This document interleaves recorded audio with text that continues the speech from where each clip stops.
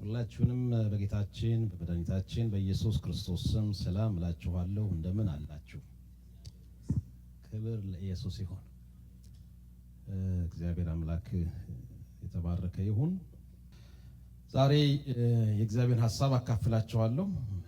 መንፈሳዊ ጦርነቶችን በህይወታችን እንዴት ማሸነፍ እንችላለን የሚል ሐሳብ ከእግዚአብሔር ቃል አካፍላችኋለሁ። በአንደኛ ቆሮንቶስ ምዕራፍ 16 ከ13 እስከ 14 ያለው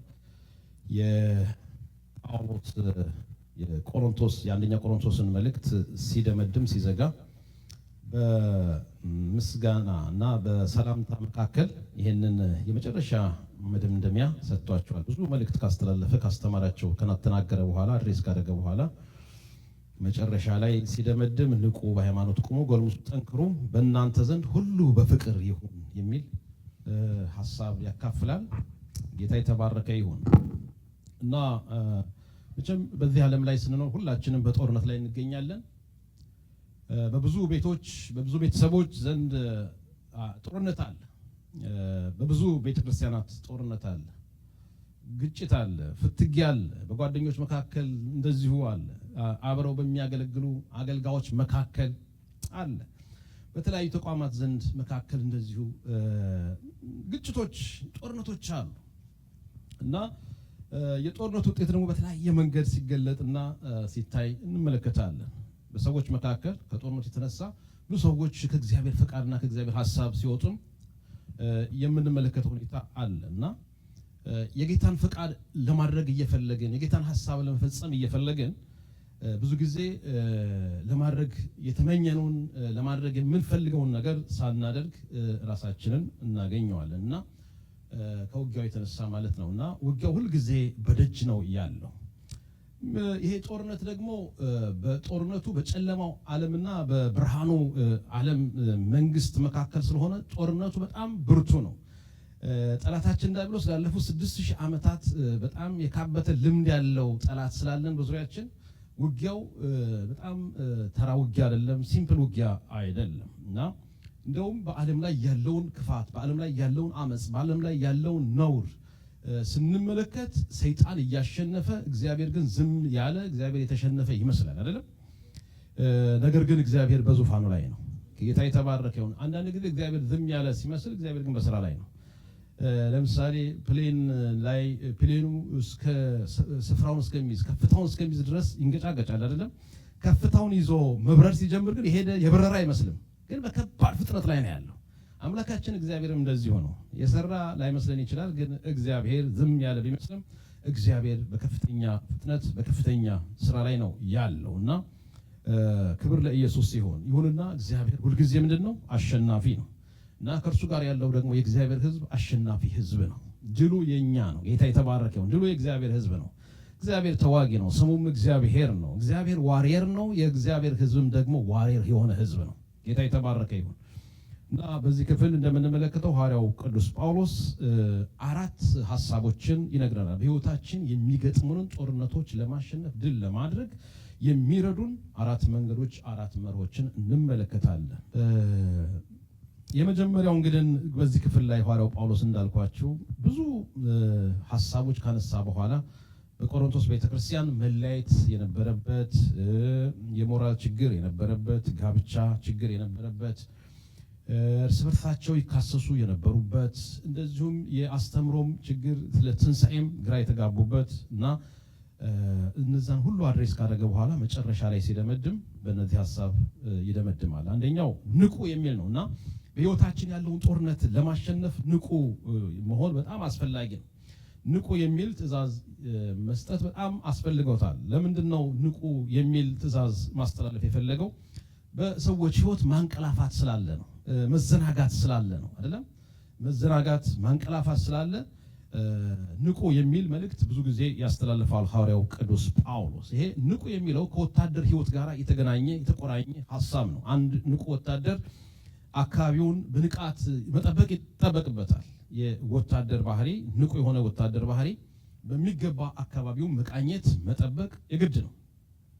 በጦርነት ላይ ያለ አንድ ወታደር ማንቀላፋት አይችልም አይደለም።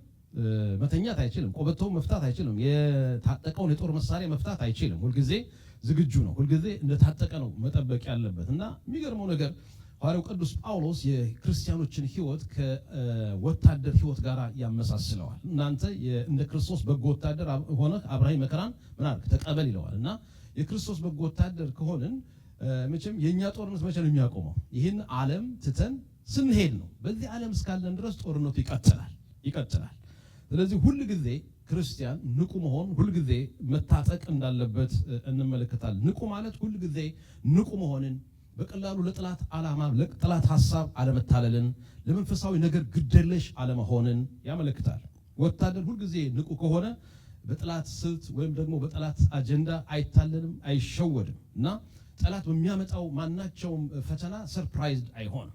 ምክንያቱም ሁል ጊዜ በጦርነት ላይ ነው፣ ሁል ጊዜ ነቅቶ ስለሚጠብቅ ማለት ነው። ክርስቲያኖች በዚህ ዓለም እስካለን ድረስ እንዳልኳችሁ በጦርነት ቀጠና ላይ ነው ያለነው፣ በጦርነት ዞን ላይ ነው ያለነው። ስለዚህ ሁል ጊዜ ንቁ መሆን በጣም አስፈላጊ ነው።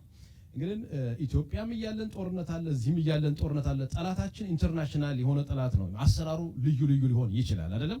ኢትዮጵያ የሚሰራበት የሚገለጥበት ልዩ መንገድ ሊሆን ይችላል። እዚህ ደግሞ የተለየ መንገድ የተለየ ስትራቴጂ ሊኖረው ይችላል። ግን ሁል ጊዜም ጠላት አለን እና ጳውሎስ ለቆላሲስ ምዕራፍ 4:2 ላይ ለቆላሲስ ሰዎች ሲናገር ትጉና ጸልዩ ከማመስገን ጋራ በጸሎት እየነቃችሁ ለእርሱ ትጉ ይላልና መንፈሳዊ ንቃት በቀጥታ ከጸሎት ጋራ ከእግዚአብሔር ቃል ጋራ የሚገናኝ የሚተሳሰር እንደሆነ እናያለን።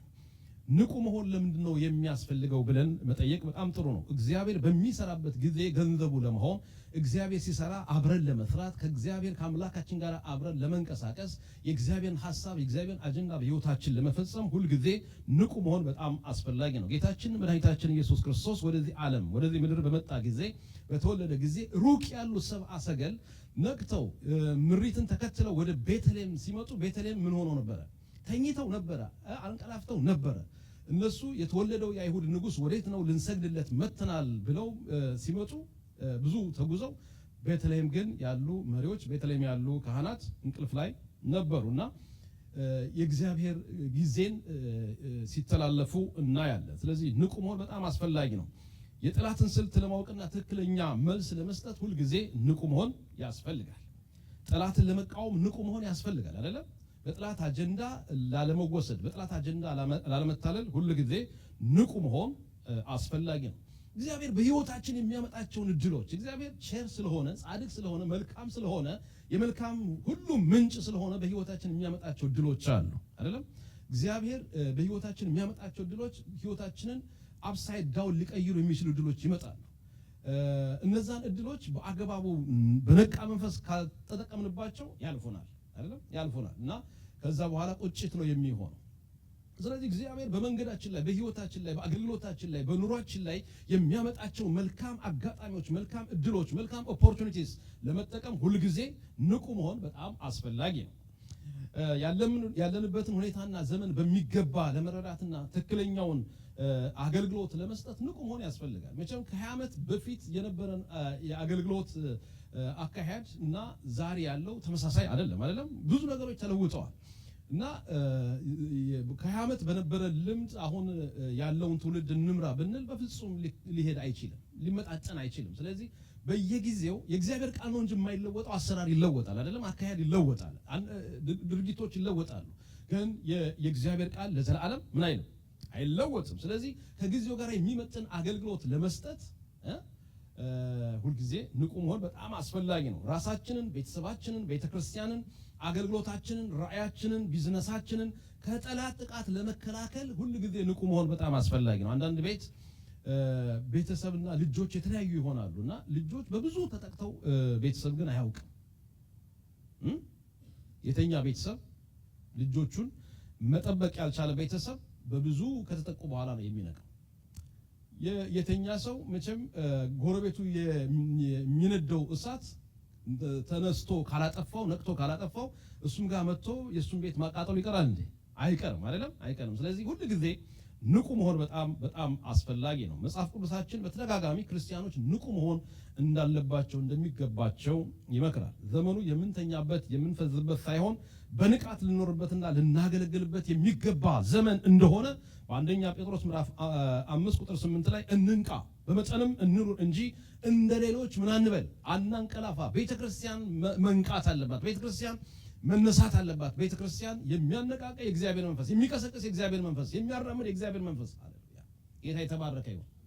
የእግዚአብሔር መንፈስ አላት። ትልቅ ሪሶርስ አላት። የገሃነም ደጆች አይችሉሽም የተባለች ቤተክርስቲያን የገሃነም ደጆችን እየተጋፈጠች ወደፊት የሚያስገሰግስ የእግዚአብሔር የመንፈስ ቅዱስ ጉልበት አላት። መለኮታዊ ነች። የእግዚአብሔር ተቋም ነች። ጌታ የተባረከ ይሁን። ይህች ቤተክርስቲያን እያሸነፈች እንድትሄድ መንቃት በጣም አስፈላጊ ነው። መንቃት አስፈላጊ ነው። እንንቃ፣ በመጠን እንኑር እንጂ ሌሎች እንደሚያንቀላፉት እኛ ማንቀላፋት አይጠበቅብንም ነው የሚለው ጳውሎስ። ንቁ ያልሆኑ ወይም ደግሞ መንፈሳዊ እንቅልፍ ውስጥ ያሉ ሰዎች ባህሪ ምን ይመስላል? በአካባቢዎችና በሕይወታቸው ምን እንዳለ እንኳን አያውቁም። ምሳሌ በሆሴዕ ምዕራፍ 7 ቁጥር 8 እስከ 9 ላይ ስንመለከት ስለ ኤፍሬም የተነገረው ነገር ኤፍሬም ከአሕዛብ ጋር ተደባለቀ፣ ኤፍሬም እንዳልተገላበጠ ቂጣ ነው፣ እንግዶች ጉልበቱን በሉት፣ እርሱ አላወቀም፣ ሽበት ወጣበት፣ እርሱም አላወቀም ይላል። የሚገርም ነው። ኤፍሬም ከአሕዛብ ጋር ተደባለቀ። ኤፍሬም እንዳልተገላበጠ ቂጣ ነው። እናቶች በደንብ ታውቃላችሁ። ቂጣ ካልተገላበጠ ምን ይሆናል? ያራል። እና እንዳልተገላበጠ ቂጣ ሆነ ይላል። እሱ ብቻ አይደለም፣ እንግዶች ጉልበቱን በሉት፣ ጉልበቱ ተበላ፣ እሱ ግን ምን አላለም? አላወቀም። ታስታውሳላችሁ አይደል? ሳምሶን ብዙ ሞከሩት፣ እየጣሰ ሄደ አይደለም? እያሸነፈ ድል እያደረገ ሄደ። ግን የመጨረሻ ሚስጥሩን ካወጣ በኋላ፣ ጸጉሩ ከተላጨ በኋላ፣ ጸጋው ከተላጨ በኋላ፣ የእግዚአብሔር መንፈስ ከተለየው በኋላ ሞከረ፣ አልቻለም። ኃይሉ ከእርሱ እንደተወሰደ አላወቀም ነበር። ይገርማቸዋል። አንዳንድ ጊዜ ብዙ እርምጃ ልንሄድ እንችላለን፣ ያለን እየመሰለን ላልኖር እንችላለን። ስለዚህ መንቃት በጣም አስፈላጊ ነው። ሽበት እንኳን ወጥቶበት አላወቀም ይላል እና ሁል ጊዜ መንቃት በጣም አስፈላጊ ነው። በህይወታችን በአካባቢያችን ምን እየሆነ እንዳለ መረዳት ያስፈልጋል እና መንፈሳዊ እንቅልፍ ወደ መንፈሳዊ ሞት ያመራል። ራዕይ ምዕራፍ 3 ከቁጥር 1 እስከ 8 ላይ የሰርዴስ ቤተክርስቲያንን ስንመለከት ከመንፈሳዊ እንቅልፍ አልፈው ሞተው ስለነበረ ስራህን አውቃለሁ፣ ሕያው እንደምሆንህ ስም አለ፣ ሞተህማል ይለዋል። ክርስቲያን የሚል ስም አለ፣ ቤተክርስቲያን የሚል ስም አለ። ነገር ግን ምን ሆነሃል? ሞተሃል። ስለዚህ ንቃ፣ ሊሞቱ ያላቸውን ነገሮች አጽና፣ እንደገና ተነስ። አምላካችን እግዚአብሔር የእንደገና አምላክ ነው። ጌታ የተባረከ ይሁን። እንደገና ያነሳናል፣ እንደገና እንድንሄድ እንድንራመድ ያደርገናል። ጌታ የተባረከ ይሁን። እግዚአብሔር ልንደክም እንችላለን፣ ልንወድቅ እንችላለን። እግዚአብሔር ወድቀን እንድንቀር አይፈልግም። አቧራችንን አራግፈን እንደገና ተነስተን ሃሌሉያ እንደገና ወደፊት እንድንራመድ እግዚአብሔር ይፈልጋል።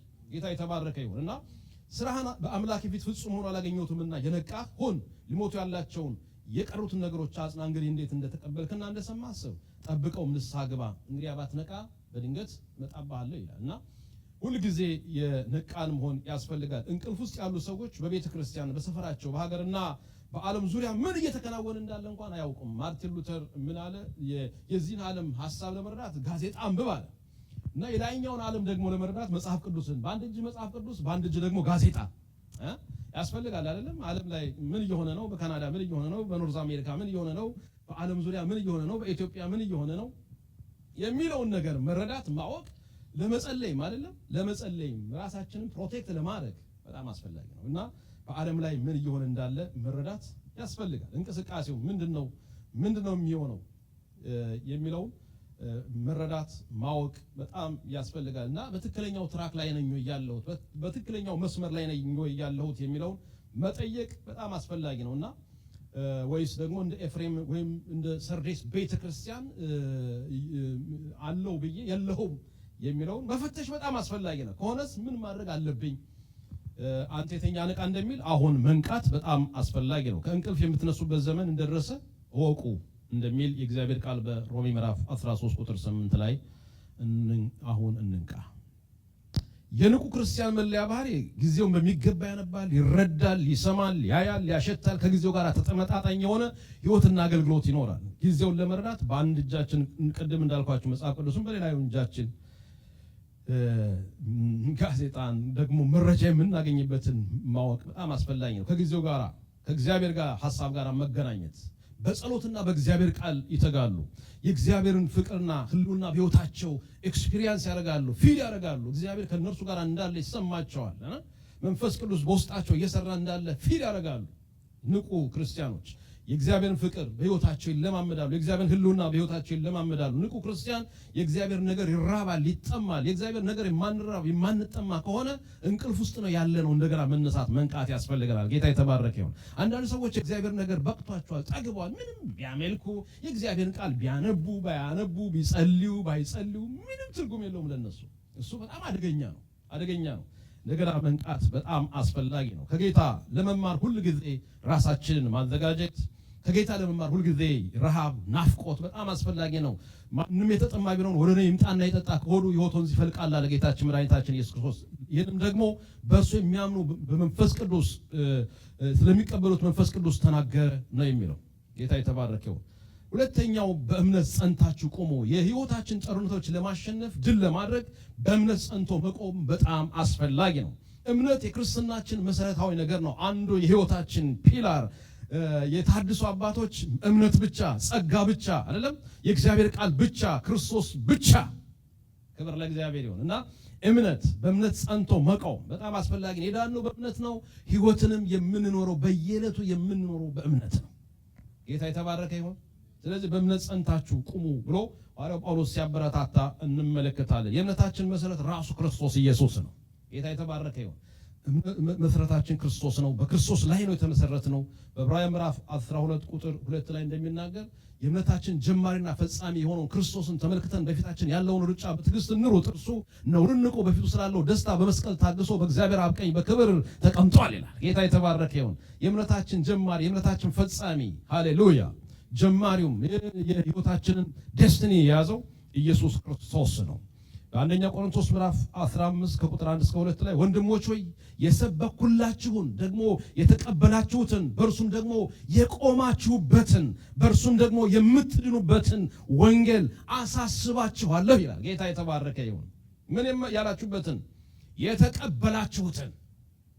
የተቀበላችሁትን ወንጌል፣ የተቀበላችሁትን ብቻ ሳይሆን የቆማችሁበትን ወንጌል። ሃሌሉያ።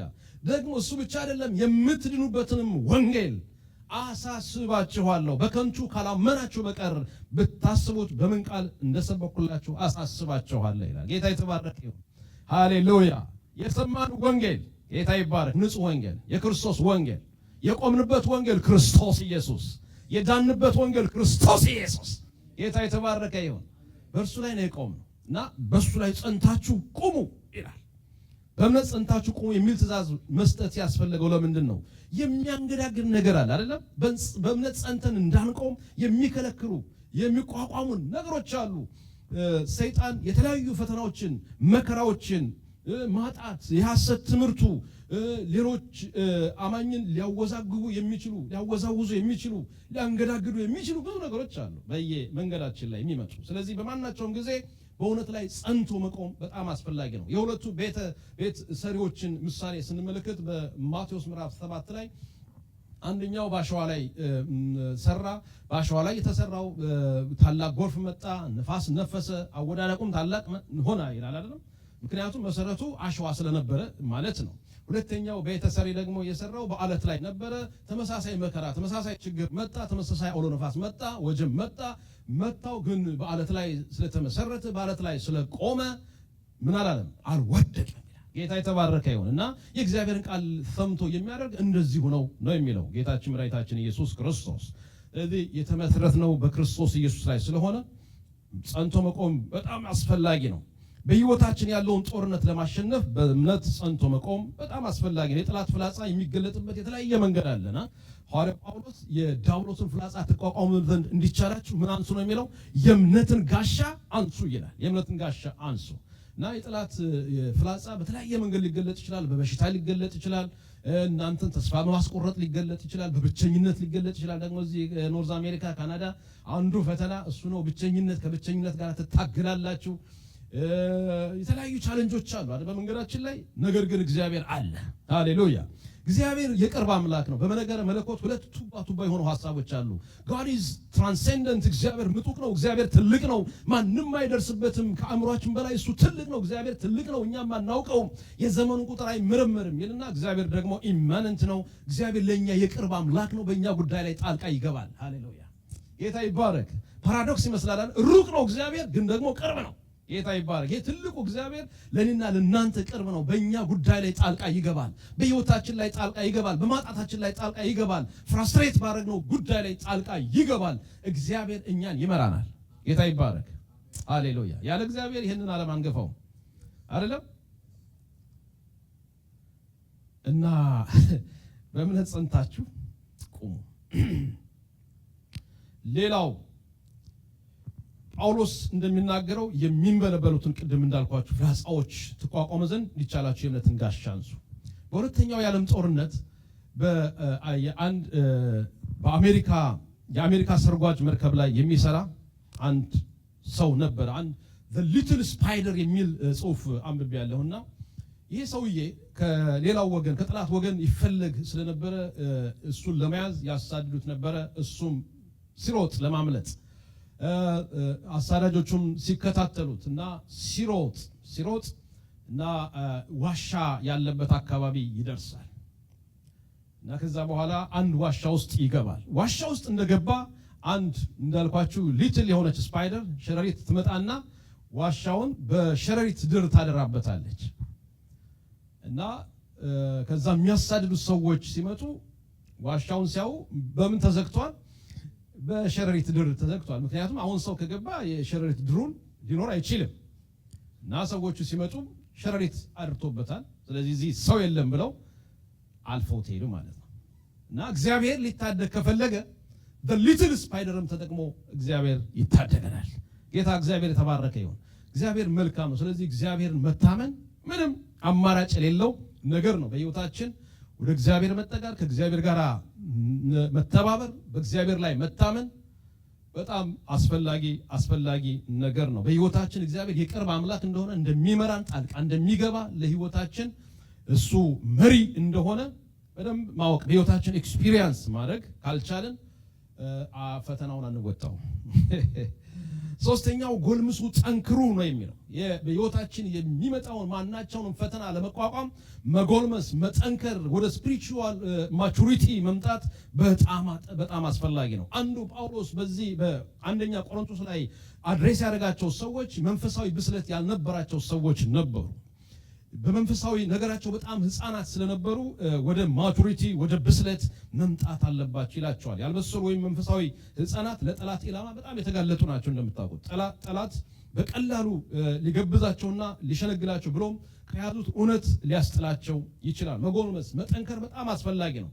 አንዱ የክርስትናና ዋነኛ የክርስትና ባህሪ ነው። የተቀበልነው ህይወት ስለሆነ የተቀበልነው ህይወት የሚያድግ የሚበዛ አባንደንት የሆነ ህይወት ነው። ሃሌሉያ። ጌታ የተባረከ ይሁን።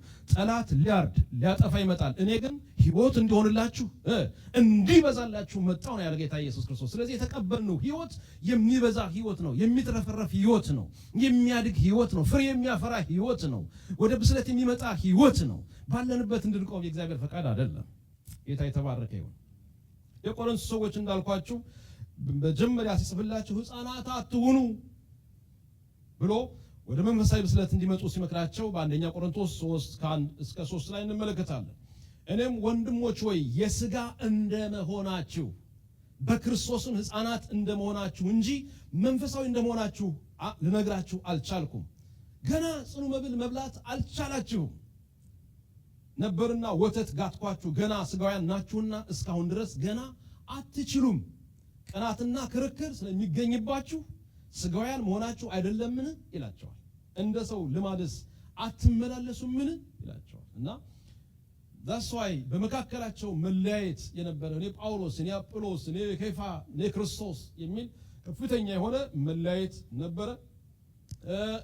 የስጋዊ ፍሬ በቤተ ክርስቲያኑ በቅዱሳኖች መካከል ይገለጥ ነበርና በእነሱ መካከል የተለያዩ ስጋዊነታቸውን የሚያሳዩ እንዳልኳችሁ መከፋፈል፣ ቡድንተኝነት፣ ዘረኝነት፣ ቅናት፣ ክርክር በመካከላቸው ነበር። የሞራል ውድቀት፣ ዝሙት በእናንተ መካከል በአጭር ቃል ዝሙት እንዳለ ይወራል።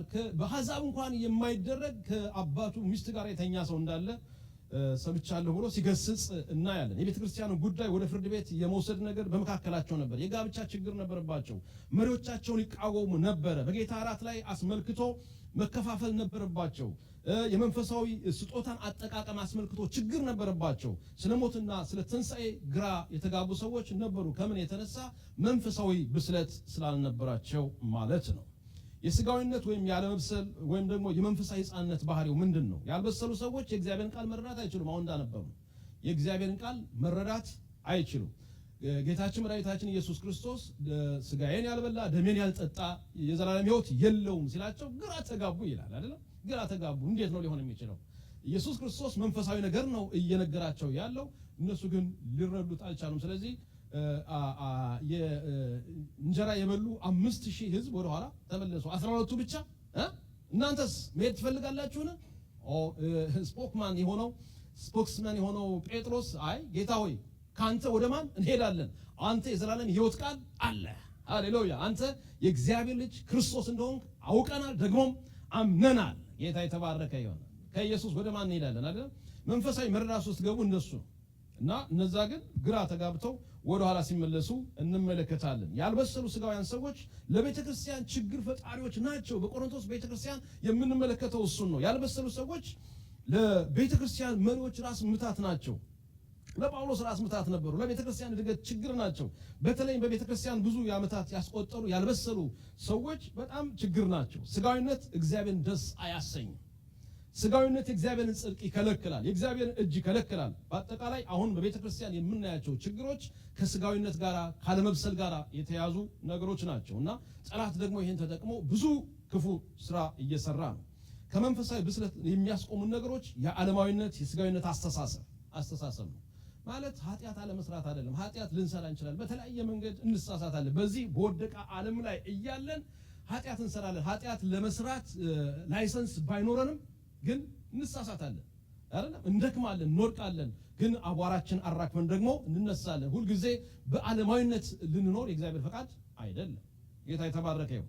የእግዚአብሔር እውነት ከመማር ማቆም አንዱ ከመንፈሳዊ ብስለት የሚከለክል ነው። አንዳንድ ሰዎች የእግዚአብሔርን ቃል ለመማር ሃፒታይት የላቸው፣ እውነቱን ለመናገር የላቸው።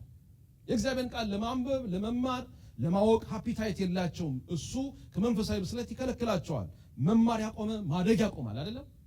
ማገልገልም ያቆማል። ስለዚህ ሁሉ ጊዜ መማር በጣም አስፈላጊ ነው። የኛ ህይወት ቀደም እንዳልኳችሁ የተቀበልነው ህይወት ስለሆነ ህያው ህይወት ስለሆነ መመገብ ያስፈልገዋል፣ መብላት ያስፈልገዋል፣ እንዲያድግ እንዲፋፋ አይደለም እንዲጠነክር ምግብ ያስፈልገዋል፣ መንፈሳዊ ምግብ ያስፈልገዋል። አሁን ባለንበት ወቅት ሰውን ከዚያና ከዚህ የሚያመናትለው ነገር በትምህርት ማፍ እየተወዛወዘ እንዲገኝ ያደረገው ነገር አለመብሰሉ ነው። መጽሐፍ ቅዱስ ሲናገር እንደ ስተት ሽንገላ ባለ ተንኮል በሰዎችም ማታለል ምክንያት በትምህርት ንፋስ ሁሉ እየተፍገመገምን ወዳና ወዲህም እየተንሳፈፍን ሕፃናት መሆን ወደፊት አይገባንም ይላል። አይገባንም። ሕፃናት መሆን ወደፊት ምን አይለን? አይገባንም። ሽማግሌው አቡሽ የሚባሉ ሰዎች አሉ አይደለም? ሽማግሌው አቡሽ እና እድሜያቸው 40 50 ሊሆን ይችላል፣ ግን አስተሳሰባቸው የሕፃን የሆነ ማለት ነው አይደለም? እንደሱ እንድንሆን አይገባም። ሕፃን መሆን አይገባንም። ነገር ግን እውነትን በፍቅር እየያዝን ጌታ የተባረከ ይሁን። ሃሌሉያ! እስኪ እውነትን በሉ እስኪ። በፍቅር እየያዝን በነገር ሁሉ ወደ እርሱ ራስ ወደሚሆን ወደ ክርስቶስ እናድጋለን። ጌታ የተባረከ ይሁን። የክርስትናችን ልክ ወገኖች ክርስቶስን ኢየሱስን መምሰል ወደዛ ጉዞ ነው የምንጓዘው። ጌታ የተባረከ ይሁን። ማንም አይደለም የክርስትናችን ሞዴል። የክርስትናችን ሞዴል፣ የህይወታችን ሞዴል፣ የአገልግሎታችን ሞዴል ኢየሱስ ክርስቶስ ነው። ጌታ የተባረከ ይሁን። የእምነታችን ጀማሪና ፈጻሚ የሆነውን ክርስቶስን ምን አድርገን ተመልክተን በፊታችን ያለውን ሩጫ ምን እናድርግ? በትዕግስት እንሩጥ። እንደሱ እንድንሆን እግዚአብሔር ይርዳል። ልጅ ሳለው እንደ ልጅ እናገር ነበር አለ ጳውሎስ። እንደ ልጅም አስብ ነበረ፣ እንደ ልጅም እቆጥር ነበር። የሚገርም ነው። ልጅ ሳለው እንደ ልጅ እናገር ነበር። ንግግሬ የልጅ ነበር፣ የልጅ ነበር። ምክንያቱም መቼም ህፃን የዋቂ ንግግር ሲናገር ምን ትላላችሁ አይደለም? ያስደነግጣል። ልጅ ከሆንክ እንደ ልጅ ነው የምንናገረው፣ እንደ ልጅም ነው የምናስበው። ልጅ ስንሆን ነገሮችንም ቫልዩ የምናደርገው እንደ ልጅ ነው። እና ጎልማሳ ሆኜ ግን የልጅነትን ጠባይ ሽሬያለሁ ይላል። እና ችግሩ ሪቨርስ እየሆነ ነው። አሁን የተቸገር ነው አይደለም? ጎልማሳም ሆነን እንደ ልጅ መናገር። አንዳንድ ጎልማሳ የሆኑ ሰዎች በጣም ቶፕ የሆኑ መሪዎች የልጅ ንግግር ሲናገሩ፣ የህፃን ንግግር ሲናገሩ ታፍራላችሁ፣ አንገት ትደፋላችሁ አይደለም? አስቸጋሪ ነው። እንደ ህፃን ሲናገሩ ህፃን የማይመጥን ለተቋሙ የማይመጥን ላሉበት ቦታ የማይመጥን ነገር ይናገራሉ። I'm so sorry። እንደ ልጅ ነው የሚያስቡት። ነገሮችን ቫልዩ የሚያደርጉትም ነገሮችን የሚቆጥሩትም እንደ ልጅ ነው፣ ግን ጎልማሶች ናቸው። ጳውሎስ ጎልማሳ ሆኜ ግን የልጅነትን ጠባይ ምን አድርጌያለሁ? ሽሬያለሁ። ጌታ ይርዳን። አሜን። የልጅነትን ጠባይ ሽረን የጎልማሳነትን ጠባይ እንድንይዝ እግዚአብሔር ይርዳ። አራተኛውን የመጨረሻው በዚህ ክፍል ላይ የሚነግረን ሁሉን ነገር በፍቅር በርህራሄ አድርጉት ነው የሚለው። የፍቅር ነገር መለኮት በጳውሎስ በጣም ከፍተኛ ትኩረት የተሰጠው መልእክት ነው። በመካከላቸው በተለይም ከጸጋ ስጦታ አጠቃቀም ጋር ተያይዞ መለያየት ስለነበረ እባካችሁ የተሻለ መንገድ ልንገራችሁ፣ የተሻለው መንገድ የፍቅር መንገድ ነው ይላቸዋል። የፍቅር መንገድ ነው። ምዕራፍ 13 ላይ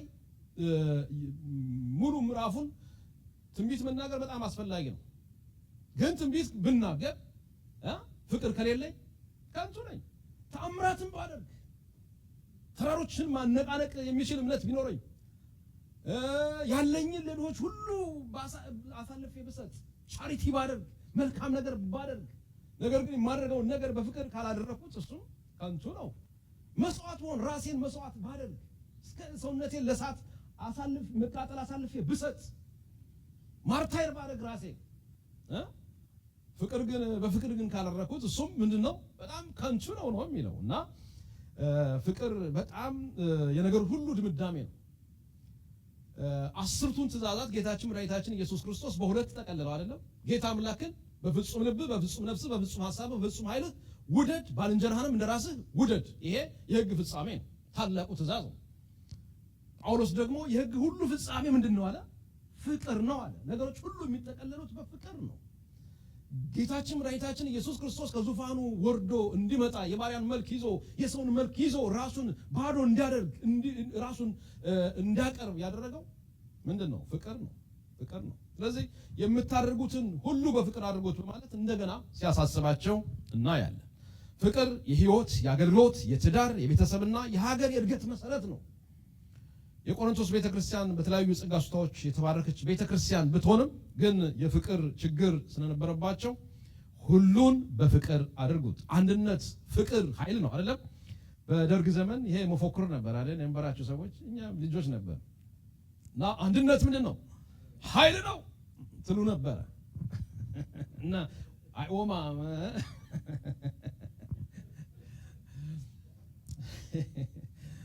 አንድነት ኃይል ነው። እውነት እኮ ነው። አንድነት ኃይል ነው ማለት የዘፍጥረት ምዕራፍ 11 ላይ ያሉት እነዛ ሰዎች እስከ ሰማይ የሚደርስ ምን እንስራሉ?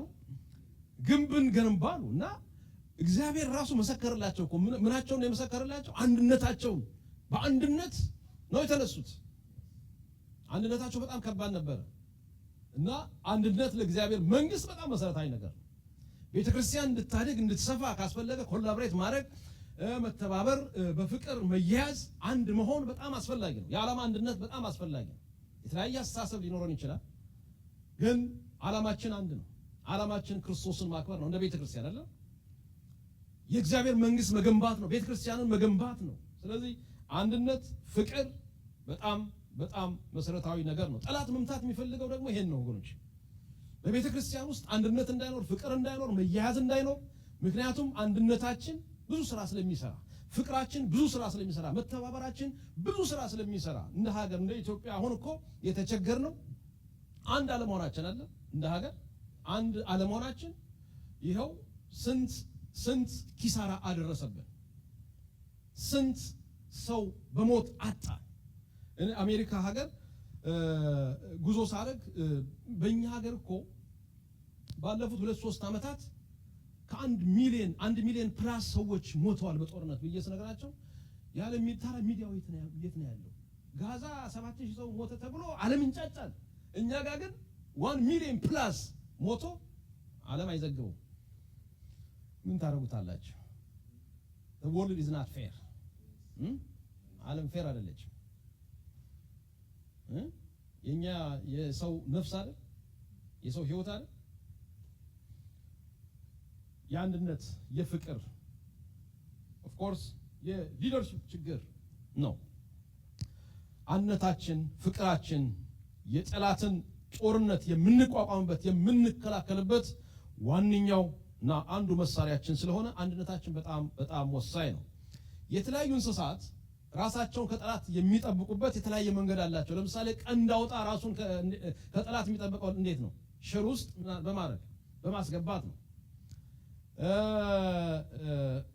ዝሆን ራሱን እንዴት ነው የሚጠብቀው? ጂኦግራፊ ላይ ታችሁ ከሆነ እንዴት ነው የሚጠብቀው?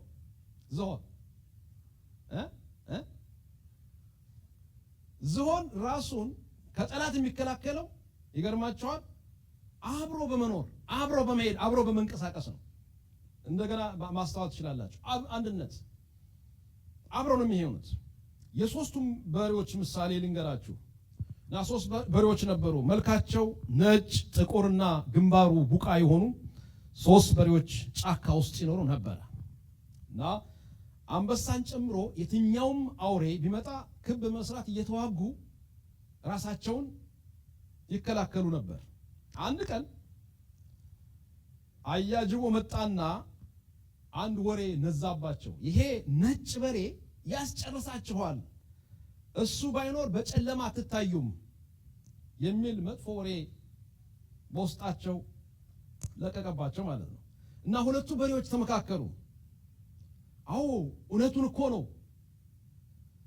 ይሄ ነጭ በሬ ያስጠቃናል፣ ስለዚህ ከመካከላችን ማባረር አለብን ብለው ተመካክረው ነጩን በሬ አባረሩት ማለት ነው። ከዛ ጅቡም ብቻውን አግኝቶ ነጩን በሬ በላው። እና አያጅቦም ሌላ ጊዜ ተመለሰና ለጥቁሩ በሬ ሌላ ወሬ ያወራው ማለት ነው።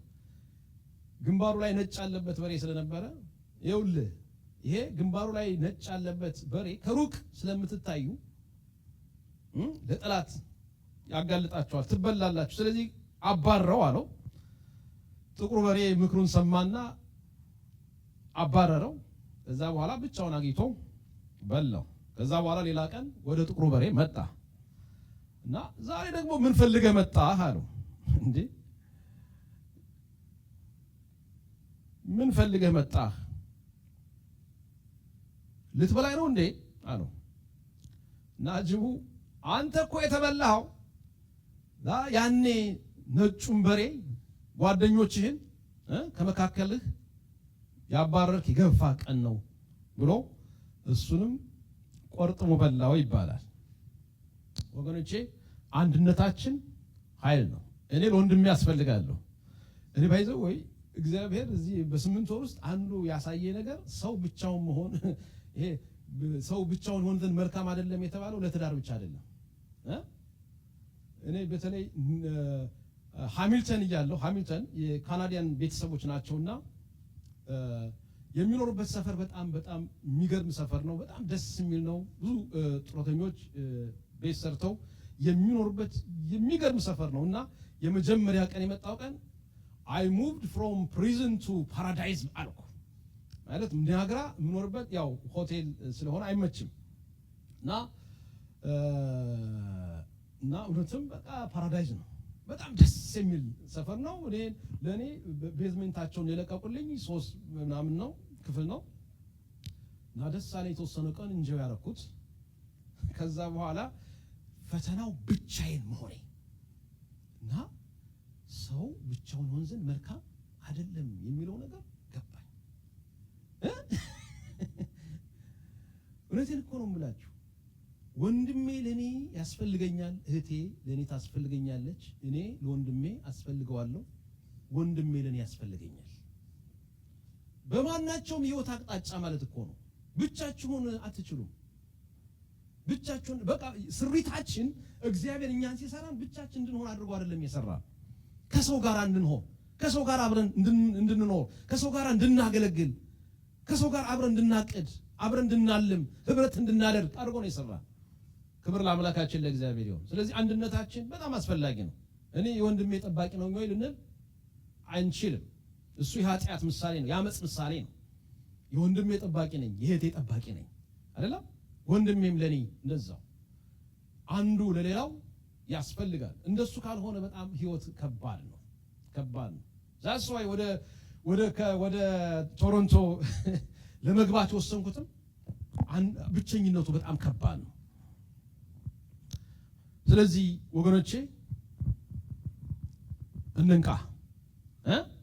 በህይወታችን ያለውን ማናቸውንም ጦርነት ለማሸነፍ እንደ ወታደር ንቁ ነው። ለጸሎት እንንቃ፣ ለእግዚአብሔር ቃል እንንቃ፣ ለመንፈሳዊ ነገር እንንቃ። ጠላት በዙሪያችን ተግቶ ስለሚሰራ። ሁለተኛው በእምነት ጸንተን እንቁም። ሃሌሉያ። እግዚአብሔር ዛሬም ሊረዳን የታመነ አምላክ ነው። ሊመራን የታመነ አምላክ ነው። ሊባርከን እግዚአብሔር የታመነ አምላክ ነው። እኔ አንዳንድ ጊዜ እግዚአብሔርን ሳስበው ይገርመኛል። ዓለምን እግዚአብሔር በ6 ቀን ውስጥ ሰርቶ ጨረሰው እና አስቡት እስኪ ሰማያትን በፕሮሰስ ቢፈጥረው ኖሮ ስንት ሺህ ዓመታት ሊፈጅበት ይችላል? ከዋክብትን፣ ጨረቃውን፣ ምድርን በፕሮሰስ ሰርቶት ቢሆን ኖሮ አዝርቱን፣ በሰማይ በምድር ያሉትን እንስሳቶች በፕሮሰስ ቢፈጥረው ኖሮ ስንት ሺህ ዓመት ሊፈጅበት ይችል ነበር? ሰውን ጨምሮ በ6 ቀን ውስጥ ሊትራሊ በ6 ቀን ውስጥ ሰርቶ የጨረሰ እግዚአብሔር ሃሌሉያ ለኛ አባታችን ለኛ አምላካችን ነው። ጌታ የተባረከ ይሁን። እንዴ እሱም መታመን እሱም መደገፍ። እኔ ጌታ የሌላቸውን ሰዎች ሳስብ በጣም ማለት ስለራሴ በጣም ጌታ ሆይ እንዴት እድለኛ ነኝ እላለሁ። ማለት በተለይ ደግሞ በእንዲህ አይነት አዲስ ካልቸር ውስጥ ስታልፉ፣ በአዲስ መንገድ ውስጥ ስታልፉ ተስፋ ታጣላችሁ። ተስፋችሁ እግዚአብሔር ይሆናል። ጌታ የተባረከ ይሁን። ስለዚህ ተስፋችን ያረፈው በእግዚአብሔር ላይ ነው። እምነታችን ያረፈው በእግዚአብሔር ላይ ነው። ለማናቸውም የህይወታችሁ ጉዞ እግዚአብሔርን ታመኑት። እግዚአብሔር ህይወታችሁን መንገድ የሚቀይስ፣ መንገዳችሁን የሚያቀና፣ ህይወታችሁን የሚመራ፣ የህይወታችሁን ፍጻሜ በእጁ የያዘ የታመነ ሉዓላዊ አምላክ እግዚአብሔር ነው። እርሱን ታመኑ። ታምነን እንኑር፣ እንጎልምስ፣ እንጠንክሩ፣ ወደ መንፈሳዊ ብስለት እንሄድ። ባለንበት አንቁም። ከክብር ወደ ክብር፣ ከሙላት ወደ ሙላት፣ ከጸጋ ወደ ጸጋ፣ ከኃይል ወደ ኃይል ክርስቶስን ወደ መምሰል እንደግ። ሁሉን ነገር የምናደርገውን ነገር ሁሉ በፍቅር በመተሳሰብ በአንድነት እናድርገው። በህይወታችን የድል ህይወት፣ የድል አገልግሎት፣ የድል ኑሮ መለማመድ እንችላለን። እንጸልይ። ሃሌሉያ።